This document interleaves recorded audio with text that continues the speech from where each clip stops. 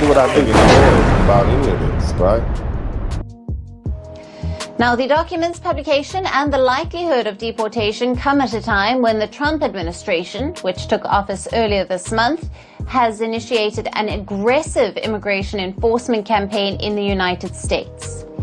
President Donald Trump has swiftly enacted sweeping changes to the U.S. immigration policy.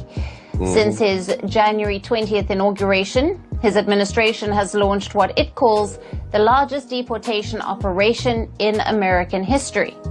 Trump says these actions are needed after millions of migrants illegally entered during his predecessor Joe Biden's presidency. In his first week in office, Trump has signed multiple executive orders targeting immigration, including one declaring a national emergency at the U.S.-Mexico border. So, I mean, people are not used to seeing this level of action from the government. I mean, it's just unheard of. Usually it takes years or at least months, if not years, to get this type of work done. Big shout out to all my members in the chat room. I see we just got somebody else who just joined.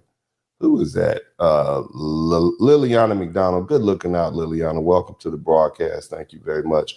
And shout out to Chukwe Igwe, Mark the Freelancer, all my members who came through. Let's see, Barracuda, my Wrench Mob, Mark, I appreciate all you guys. I haven't forgot y'all. The Real One and Simeon Toko and Mr. 43TX, Kenneth Williams, Boris Barracuda. And Sinyoke, man, everybody up in here. All right, we got to win. We got some winners in here. Okay. All right. But, you know, so back to what I'm saying, and I'm just trying to lay the foundation so you guys can understand where Black folks are coming from. Now, of course, this is being felt by a lot of people. You understand what I'm saying? You know, I want you guys to check this out right here. You got some Haitians people up in Ohio. Panicking for the folks in the community because we are living a very uncertain time. They're praying. Specifically with all those executive orders that have been signed. They're praying out there. Hallelujah.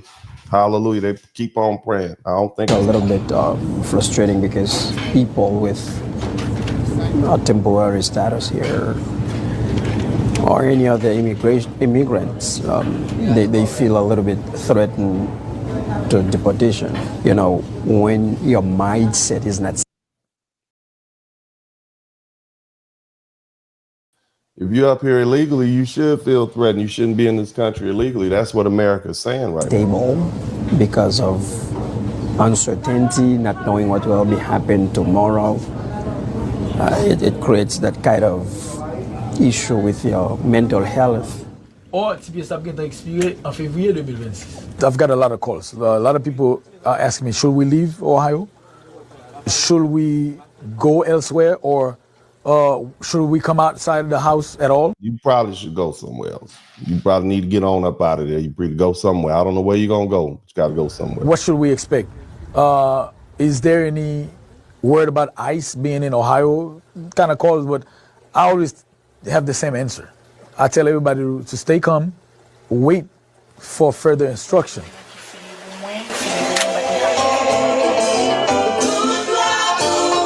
Today we don't have much people we usually have in the church today because people worried about the thing. So, and I think the pastor was make a point about it to let the people know they don't have to be scared.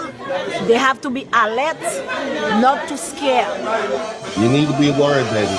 You need to be I worried. just ask God, hey, protect your people because I can do nothing. Only you can.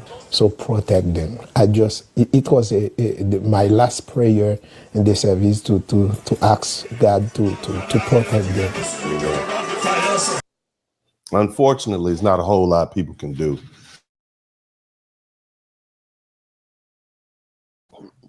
And the reason is not much people can do because, I mean, you have the full faith, full weight of the United States government, which is saying you got to go.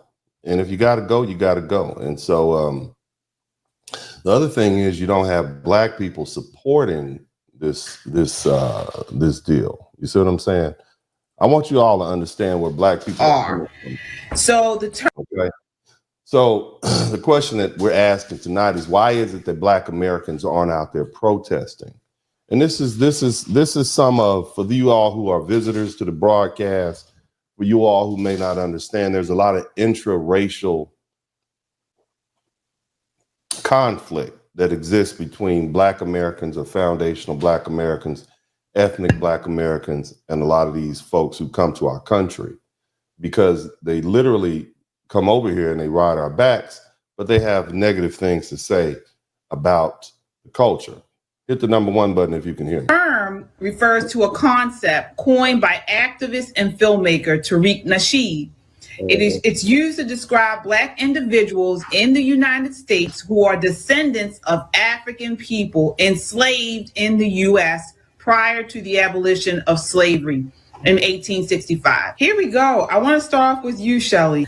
My never to be humble. So what you have is a bunch of people who are not foundational black Americans, and they've decided to get together, and they're going to have a conversation amongst themselves about about black people and their perception of black people. I mean, this is pretty bold. You're in someone else's country, and you decide to have a conversation about the black people who you live amongst. I just want you to think about that, okay? Opinion is that this movement is a way to further segregate and divide black people, give me a second, and have these FBAs use this one as a good separation technique or a good segregation technique. Now, all right, shout out to Del Monte Green Beans. So she's saying, well, hey, this is a separation technique. We're already separated. You all who are of Caribbean and African descent, you're not telling everybody that you're foundational black American. As a matter of fact, you say things that are designed to disrespect us and treat us poorly.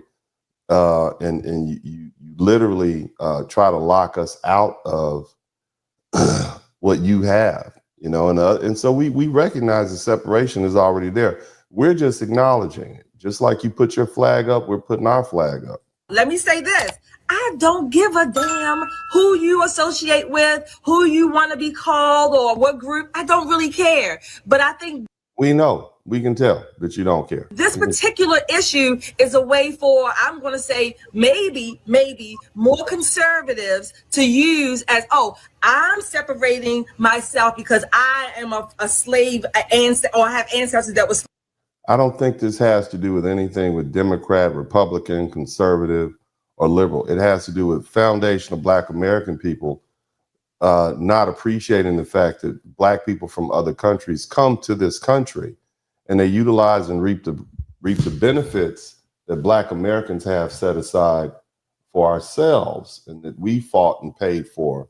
And then you take that, and then not only do you take it without really giving back, you also take it and then disrespect foundational Black Americans. So we're going to set ourselves aside. You speak for us. We didn't ask you to speak. There's a lot of people who have immigrant descent who come and take positions like Joy Reid. What's up? Welcome to the broadcast. This is Uncle D. People wash their ass in the tub, Kamala Harris. You were tuned in to Uncle D. D's Black Man Talk. Pull up, homie, take a seat. Don't be a shadow watcher every day. You learn something and you earn something. And let them know and drop some money in the plate. It's getting cold, ladies, talking ratchet. There's a king here, grab your coat, zip your jacket. Keep quiet for a second, close your jaw. Attorney Spurling, this ain't pearly, know the law. Talking Constitution, pushing pins when he shooting, give him that. Masculinity, just for the record, sprinkle that. You can keep your cat, gotta cut it. Only cat he rubbing, gotta love it. I call it Molly Buddy. Gotta vote your interest, voting earns. Presidential, this is for the money that I earn. When you gon' learn, my people, that evil mixed with evil. No matter what you're doing, baby, this ain't equal. Sometimes when you're special, you get hated. The test is for the best, you're damn right, my people made it. Uncle D, Blizzard King, you been served, gotta know this. 9 black men out here know we winning, gotta hold it now. Uncle D, you been served, get your notice. 9 black men out here know we winning, gotta hold it now. Uncle D, you been served, get your notice. 9 black men out here know we winning, gotta hold it now. Uncle D, you been served, get your notice now. Black men out here know we really gotta hold it now. Hey man, I'll do what I do. Somebody need to whip your ass. Mm-hmm. Get up and whip him, Sweets. Hey, don't be putting the money in my hand all rough. Take your ass out here. You buy you a Flowbee and cut your own damn hair from now on.